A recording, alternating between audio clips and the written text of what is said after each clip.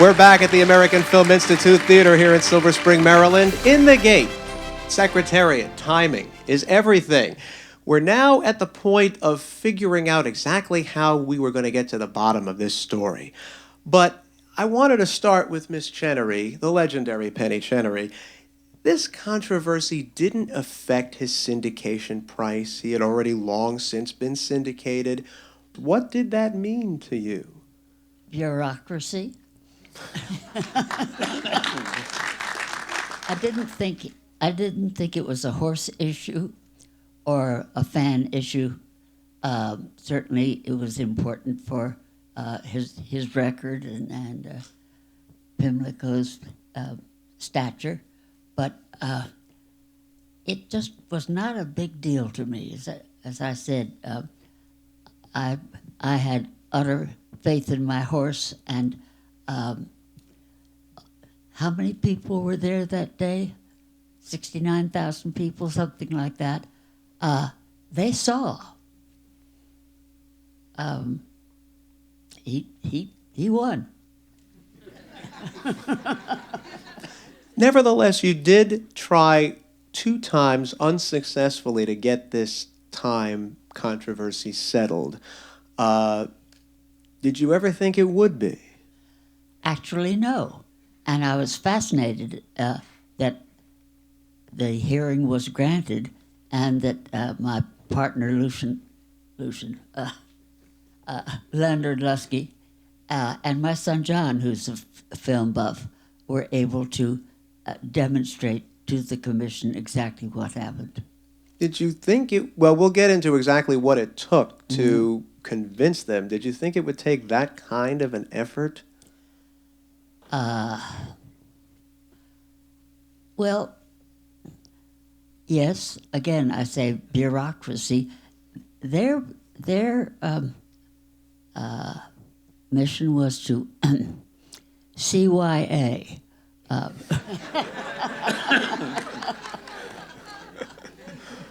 And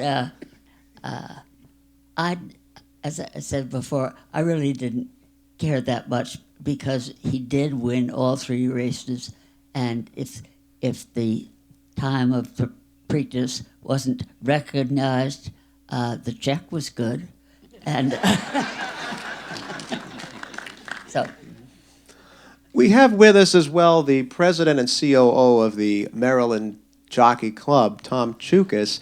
When did you first become aware, Mr. Chukas, about this controversy and how, if any, resolution you could come to with it?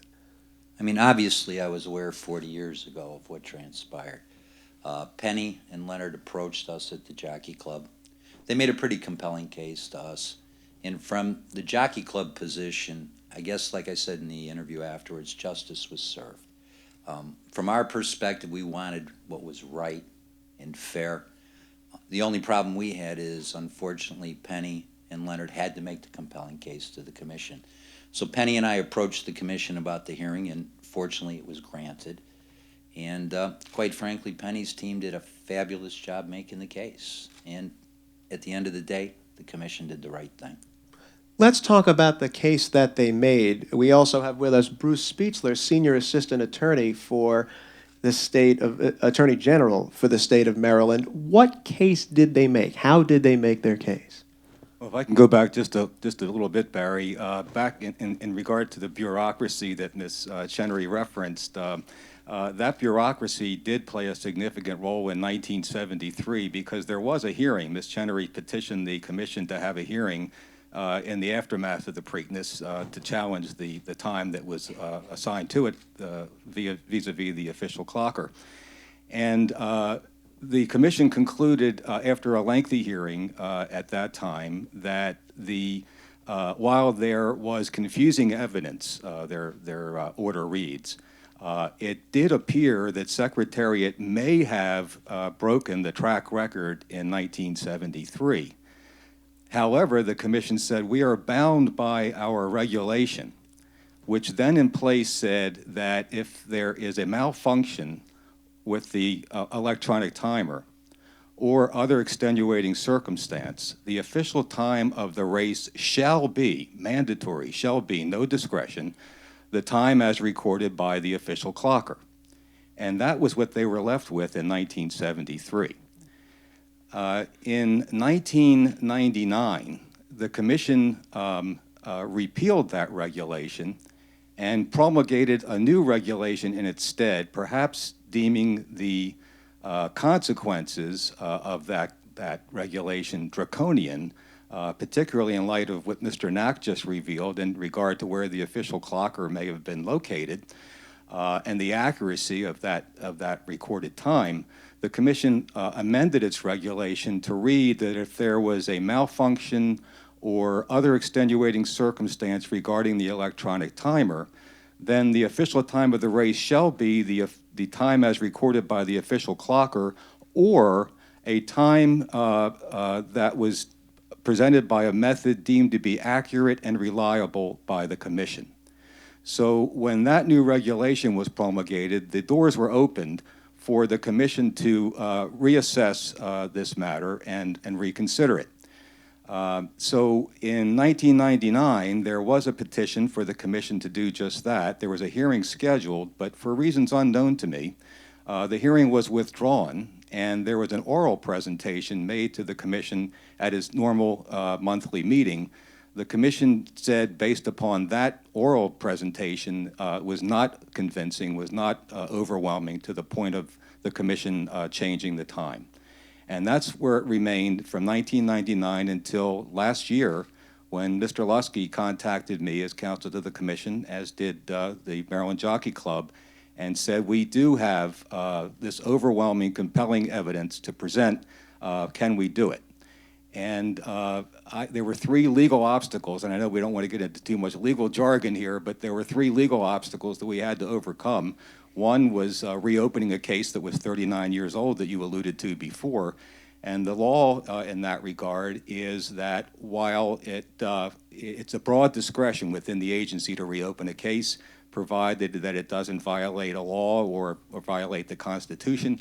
And the Commission said, while it may be unprecedented, it is not abusive for us to exercise our discretion and reconsider this case. Second legal issue was res judicata, whether they could retry a second time something they already tried before. And the Commission concluded that in instances of fraud, mistake, inadvertence, surprise, change in the law, or change in fact, there can be a second trial or second hearing. And there was a change in the law, the change in the regulation. There was a change in fact, the evidence that Mr. Lusky was going to be presenting on behalf of Ms. Chenery. And so the Commission got over that hurdle. And then thirdly, whether the regulation could be applied retroactively to 1973, the new regulation to 1973. And the conclusion there was, because it involved procedural matters and remedial matters, that it could indeed be applied retroactively. Steve Davidowitz, man had walked on the moon 4 years before this happened. What would have been so hard about going back and playing the tape and putting a timer on it? Well, the truth is that I'm reliving some of the legal issues that were just presented was almost giving me another headache that I've had a number of times over this, because your thought there, I think, should have been the predominant thought. There really was a track record set, and it was very difficult for them not to recognize it rather than to recognize it.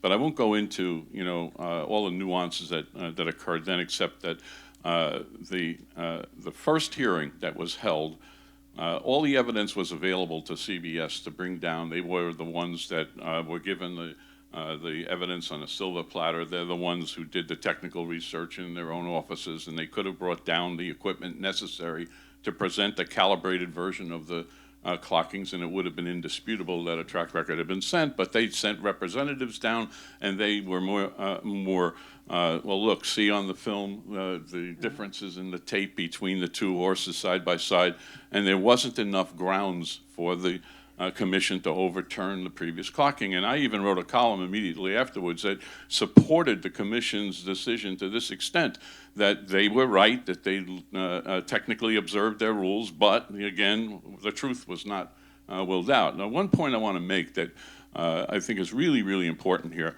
I think anyway, I fully understand Penny's feelings that it really didn't matter. In fact, if there was no clocks running for any of the Triple Crown races, I doubt we would not have known, and I think more positively we would have known that we saw greatness on the racetrack.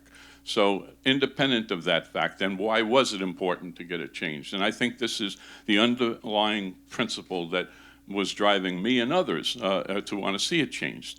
The racing game is a game built on the integrity of its records. People bet serious money based on the fact that they can trust the records, that whatever the horse ran supposedly is what he ran. You can use buyer speed figures, you can use Ragusan numbers, but basically you have to know how fast they ran in the first place.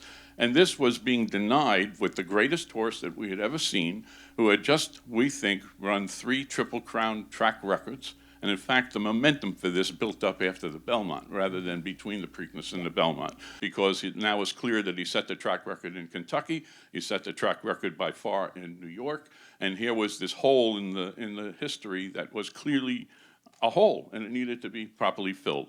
The fact that it took so long to get to the truth is both an indictment of the way our system sometimes works, and also the praise of the system that it can still persist to go after the truth after so many years have gone by. So I'm really happy that the effort was pursued by Leonard Lusky and Ms. Chenery and people alongside of her who wanted to go after this, and the racing fans around the country and the history books relative to the game of racing have been, I think, better served by the fact that we know exactly what he did. And when we come back, you'll know exactly what he did. Stay with us. We write the story when we come back.